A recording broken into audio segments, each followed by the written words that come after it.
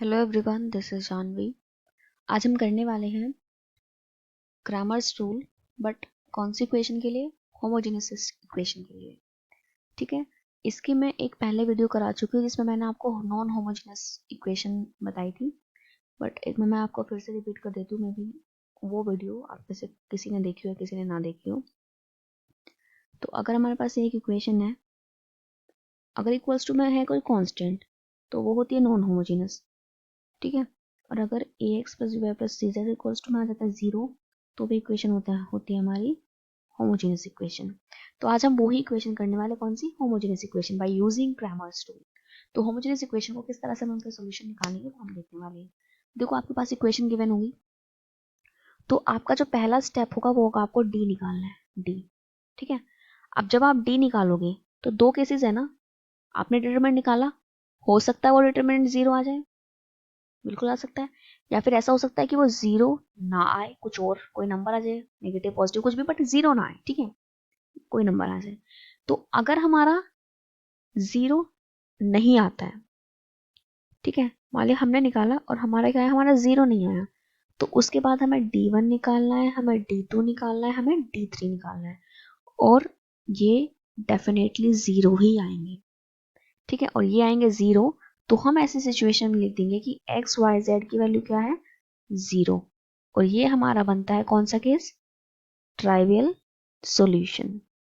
ठीक है, फिर नेक्स्ट है कि अगर डिटरमिनेंट 0 आ गया, तो भाई डिटरमिनेंट सीधा सीधा अगर 0 आ चुका है, तो हम इस इक्वेशन को फिर फर्दर हम इन्हें सॉल्व करते हैं, जो मैं आपको क्वेश्चन बताऊंगी किस तरह से। और इसे हम इसको हम बोलते हैं नॉन ट्राइवियल सॉल्यूशन। कुछ कुछ चीज़ आपको समझ आ गई होगी, कुछ में डाउट होगा, वो आपको मैं जब क्वेश्चन कराऊंगी अभी 1 मिनट के अंदर ही सारी चीज़ें क्लियर हो जाएंगी। तो यहाँ से आपने देखा कि पहला स्टेप हमारा डी निकालना, तो मैं फर्स्ट क्वेश्चन ले रही हूँ। पहला स्टेप क्या है, हमें डी निकालना है। जब डी निकल जाएगा, देखो, जब डी निकल जाएगा तभी तो पता चलेगा हमें ये करना है या फिर ये करना है। डी निकालो, तो जब डी निकालना है तो यहाँ से कॉन्स्टेंट, ये देखो 3 1 2, यहाँ से कॉन्स्टेंट लो 4 1 3, यहाँ से कॉन्स्टेंट लो 5 - 2 1 निकाल लिया। अब हम इस डिटरमिनेंट को फाइंड करेंगे कि ये हमारा डिटरमिनेंट क्या आया। ठीक है, देखो 3, फिर ये नहीं लेना, ये नहीं लेना, 1 + 6 माइनस, फिर 4 रखो, ये और ये नहीं लेना, तो आएगा 1 + 4, फिर +5, ये और ये नहीं लेना, 3 - 2, 3 7 5 + 1, 3 7 से कितने 21, 20 + 5। ठीक है, अरे ये -4 है तो ये पूरा ही गलत हो गया, प्लस प्लस, तो ये जगह हमारा 20, तो कितना होगा 41 + 5, तो ये आ गया हमारा 46।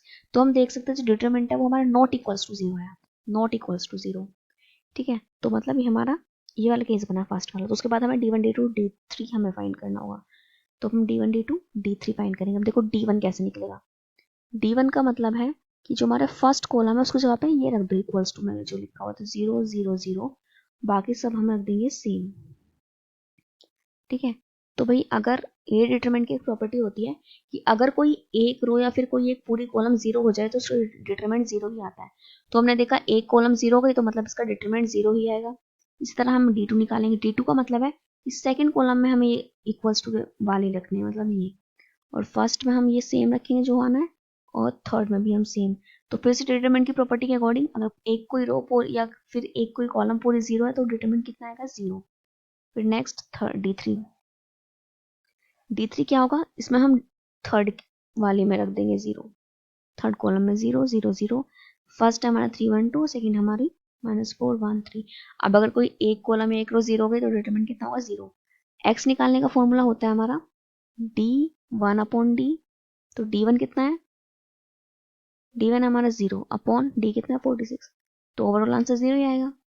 Y होता है D2/D, D2 कितना है 0 अपॉन 46, 0 आएगा। Z कितना है D3/D, तो D3 हमारा 0 है और D कितना है 46, तो ओवरऑल कितना है 0। तो हम बोल सकते हैं कि हमारे X Y Z तीनों कितने आ गए, 0। ये हो गई हमारी कौन सी कंडीशन, ट्राइवल सॉल्यूशन की कंडीशन। और देखो भाई मैंने यहाँ भी यही बताया था, D1 D2 D3 हमेशा यहाँ पे 0 आएंगे। हमेशा 0 क्यों आएंगे यहाँ पे, आपको क्लियर दिख भी रहा होगा, क्योंकि अगर इक्वेशन होमोजीनियस है तो होमोजीनियस में तो इक्वल्स टू में 0 आते हैं, तो मतलब कोई ना कोई कॉलम 0 रहेगा, तो डिटरमिनेंट कितना आएगा, हमेशा 0 एक आएगा ही आएगा D1 D2 D3 का। ये है हमारा नेक्स्ट क्वेश्चन। तो पहला स्टेप हमारा डिटरमिनेंट फाइंड करना ही होता है। तो उसमें देखो क्या है, कांस्टेंट है 1 1 3 1 1 3 1 -2 6 1 -2 6 -1 1 -5 -1 1 और ये है हमारा -5। अब हम इसका निकालेंगे डिटरमिनेंट। तो देखो 1, ये नहीं लेना, 10 - 6, फिर यहाँ से आएगा -1, ये नहीं लेना, -5 -3, फिर -1 और फिर हम ये और ये नहीं लेते तो 6 माइनस देखो 6 बीच में साइन माइनस का आता है, इनकी मल्टीप्लाई करोगे तो -6 बनेगा, तो ये प्लस हो जाएगा।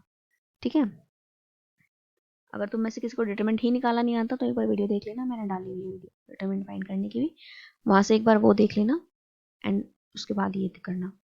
तो देखो 4 + 8 - 12 कितना आया, 0। तो डिटरमिनेंट हो गया हमारा 0। तो इसमें देखो जब D 0 आया तो मैं फर्दर सोल्व करने के लिए मैंने लिखा हुआ है। अब ये फर्दर सोल्व करना क्या होता है, क्या कैसे होगा वो अब देखो। तो जब ऐसी कंडीशन हो जाए तो अब ऐसे में हमें क्या करना है, यहाँ से कोई भी दो इक्वेशन उठानी है, जैसे कि मैंने ले ली ये।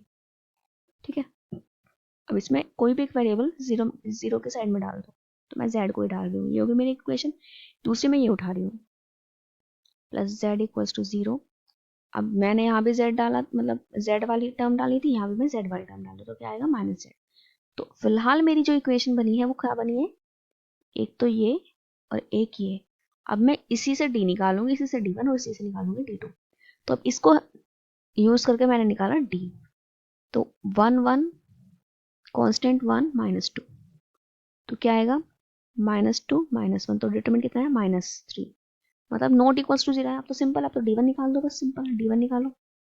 d1 क्या होगा कि 1 की जगह पे कांस्टेंट रखो, कांस्टेंट क्या है हमारे पास, z और -z। इस बार इनके वेरिएबल मत लेना, मतलब इनके कोफिशिएंट मत लेना कि भाई इसका कोफिशिएंट 1 इसका कोफिशिएंट 1, ऐसा नहीं करना है, क्योंकि फिलहाल तो हमारे पास ये पूरा का पूरा ये पूरे के पूरा हमारे पास ये पूरा ही हमारा कांस्टेंट है, z का z यहाँ पे लेते हैं हम, ये होते हैं हमारे वेरिएबल, और ये है हमारे कि हम इनके कोफिशिएंट लेंगे। ठीक है, तो हमने पूरा z -z लिया, फिर y को हम एज इट इज रखेंगे।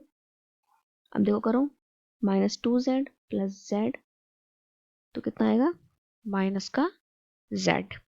ठीक है, फिर निकालेंगे हम d2 निकालेंगे, तो सेकंड कॉलम में हमें रखना है कांस्टेंट, मतलब z और -z, और फर्स्ट में हम जो है आंसर वही रखेंगे, तो -z माइनस का 2z। अब हम x कैसे निकालते हैं, x निकलता है हमारा d1/d, तो d1 कितना है -z/-3 मीन्स z/3 आंसर आया, और y क्या निकलेगा d2/3, d2 कितना है हमारा माइनस का 2z और ये है -3, तो आंसर आया 2/3z।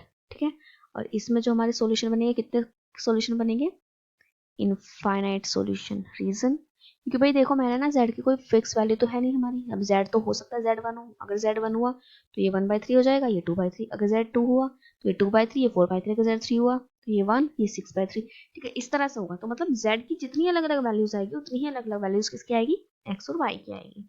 ठीक है, तो इनफाइनाइट सॉल्यूशन हमारे इस केस में बन जाएंगे। मैं यहाँ पे एक बार फिर से एक चीज रिपीट करी हुई बात, वो ये कि जो जब आप कोई किसी वेरिएबल को कांस्टेंट के साइड पे लेके आ जाओगे तो वो आपका कांस्टेंट ही बनेगा, उसको आपको पूरा ही लिखना है, उसका कोफिशिएंट ही मत है, सिर्फ ऐसा मत कर देना कि सिर्फ उसका कोफिशिएंट लिखोगे। ठीक है, तो ये था हमारे क्या, ये हमने पढ़ा है solution of homogeneous system of linear equation by using Cramer's rule. I hope आपको पूरी वीडियो अच्छे से समझ आई होगा, आपका पूरा सॉल्यूशन अच्छे से समझ आया होगा। दो ही टाइप इसमें होते हैं, दो ही टाइप के क्वेश्चन इसमें बन सकते हैं, मैंने दोनों का एक क्वेश्चन करा दिया है। बाकी आप एक अपनी प्रैक्टिस के लिए इसके ज़्यादा नहीं बढ़ा, दो दो क्वेश्चन करके देख लेना, आपको सारी चीज़ें, अगर थोड़ा बहुत डाउट रहा भी होगा ना तो आपको क्लियर हो जाएंगी। And thank you so much for watching this video.